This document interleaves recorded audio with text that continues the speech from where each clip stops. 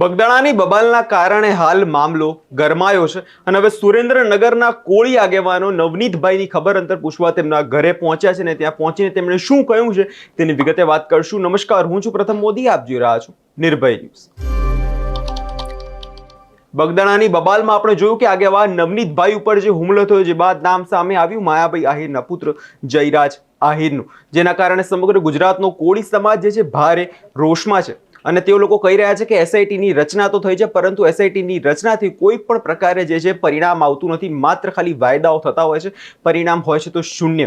હવે તેના કારણે હવે સુરેન્દ્રનગરના કોળી સમાજના આગેવાનોથી નવનીતભાઈની ખબર અંતર પૂછવા તેમના ઘરે પહોંચ્યા છે અને ત્યાં પહોંચીને એમણે શું કહ્યું છે તે સાંભળી લઈએ।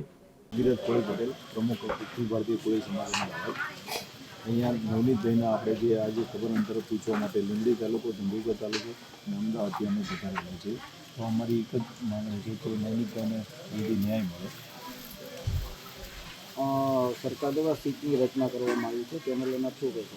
સરકાર દ્વારા જે સીટની રચના કરવામાં આવી છે અમને સરકાર ઉપર પૂરેપૂરો ભરોસો છે અને અમારા આગેવાનો ઉપર પૂરેપૂરો ભરોસો છે કે નવનીતભાઈને તુરંત તાત્કાલિક અને ઝડપી ન્યાય મળે એ અમે સરકાર દ્વારા સરકારને રજૂઆત કરીએ છીએ તાત્કાલિક। એના માટે ગઈકાલના રોજ અમે લીંબડી મામલતદાર કચેરી ખાતે આવેદનપત્ર પણ આપવામાં આવેલું હતું।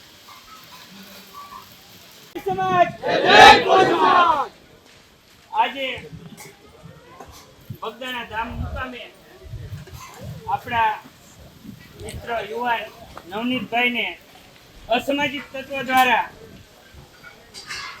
એમની ઉપર હુમલો કરવામાં આવ્યો। એમની મુલાકાતે આજે સુરેન્દ્રનગર જિલ્લાના લીંબડી તાલુકાના તથા સુરેન્દ્રનગર જિલ્લાના તથા લખતર તાલુકાના ગામડામાંથી નવનીતભાઈની મુલાકાતે આવ્યા છે, ત્યારે અમારા વડીલ મોરબી 52 ગામના પટેલ તેજાભાઈ તથા સુરેન્દ્રનગર જિલ્લા કોળી સમાજના પ્રમુખ શ્રી સાગરભાઈ તથા ઠાકોર સમાજ સુરેન્દ્રનગર જિલ્લા પ્રમુખ દિલીપભાઈ તથા યુવા કોળી સમાજના પ્રમુખ સુરેન્દ્રનગર જિલ્લાના મનસુખભાઈ કોઠારિયા, સમગ્ર નાના મોટા કોળી સમાજના હોદ્દેદારો, રાજકીય આગેવાનો, સામાજિક કાર્યકરો, વડીલ મિત્રો, આજે આપણે એક નવનીતભાઈના સમર્થનના ભાગરૂપે આવ્યા છીએ, ત્યારે વિશેષમાં અમારા વડીલ મોરબી તેજા દાદા કહેશે બે શબ્દ તમે। આજે અમે લીંબડી તાલુકાના તથા સુરેન્દ્રનગર જિલ્લાના બધા આગેવાનો સમસ્ત કોળી આ નવનીતભાઈ તાત્કાલિક બધા નક્કી કરી રહ્યા હતી, તાત્કાલિક પછી ગાડી થઈ જઈ કોઈને કીધા નીકળી જાય નકર તે ગાડીઓ જો તમારા માટે જે જરૂર પડે અને આપણો સમાજ સમસ્ત ઉપરથી નિર્ણય જે આવે સોલંકી સાહેબ ગમે એનો એ બધા જે કંઈ પ્રમાણે અમે છેવટે એવડા ન પકડાતો છેવટે આંદોલન કરવાનું છે એટલે સમસ્ત કોળી સમસ્ત એટલે બધા તમારી સાથે છે એટલું। આભાર પ્રમુખ શ્રી।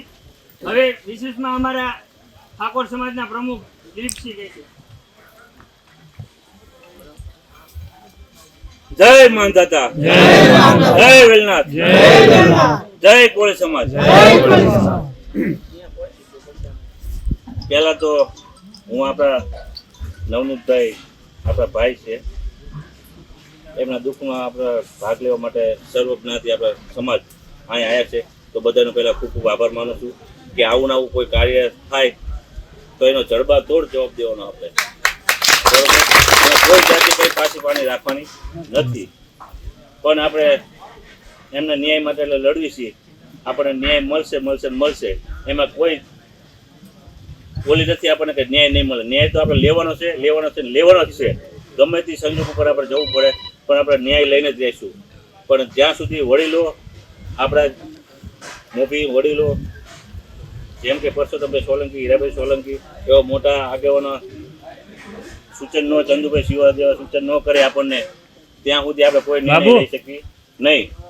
પણ આપણે એમને જે કંઈ અત્યારે ખબર અંતર પૂછવા માટે આવ્યા છીએ અને એક નાના મેસેજ અમે એક જ દિવસમાં નાનો મેસેજ મેક્યો હતો કે આપણે ભેગું થવાનું આવેદનપત્ર દેવાનું લીંબડી મામલતદાર સાહેબને, તરત અમે 200 થી 300ની સંખ્યામાં જઈને આવેદન દઈ આવ્યા અને તેમને પણ સરકારને દરખાસ્ત કરી કે આનો ન્યાય મળે અને જેમ બને એમ તાત્કાલિક કાર્યવાહી થાય એના માટે અમે આવેદન દીધું અને પછી તાત્કાલિક અમે એવો નિર્ણય લીધો રાતોરાત કે અમે જેટલા છીએ એટલાને મેસેજ કર્યો કે કાલે સવારે અમે 8 વાગે બગદાણા નવનીતભાઈની મુલાકાતે જવાનું એને ખબર જ નથી અંતર પૂછવા માટે અને ત્યાંથી અમે 20 થી 25 ગાડીઓ ભરી અને અહીંયા આપણે નવનીતભાઈની ખબર અંતર પૂછવા માટે આવ્યા છીએ. એટલે નવનીતભાઈને અમે સમાજ પ્રત્યે હું લાગણી દર્શાવું છું અને નવનીતભાઈને હોંકારા સાથે કહું છું કે નવનીતભાઈ કોઈ જાતની કંઈ ચિંતા કરતા નથી.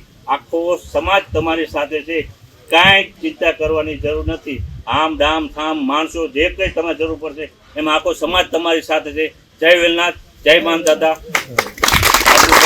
કોળી આગેવાનોનો આક્ષેપ છે કે જે અત્યારે કામગીરી જે પોલીસ દ્વારા કામગીરી યોગ્ય પ્રકારે કરવામાં આવતી નથી. તેમના દ્વારા જે છે સુરેન્દ્રનગરમાં જે મામલતદારને આવેદનપત્ર પણ આપવામાં આવ્યું છે. હવે જોવાનું રહ્યું કે આ પોલીસ દ્વારા જે કેવી પ્રકારની કામગીરી આ મામલે કરવામાં આવે છે. જે મુખ્ય આરોપી જે લોકો કહી રહ્યા છે મુખ્ય આરોપી જયરાજ આહિરનું નામ પણ ફરિયાદમાં લખવામાં આવશે કે નહીં તે પણ જોવાનું રહ્યું. તમારું શું માનવું છે તે અમને કમેન્ટ કરી ચોક્કસથી જણાવજો અને અમારી ચેનલ નિર્ભય ન્યૂઝને લાઇક, શેર અને સબસ્ક્રાઇબ કરવાનું ભૂલશો નહીં.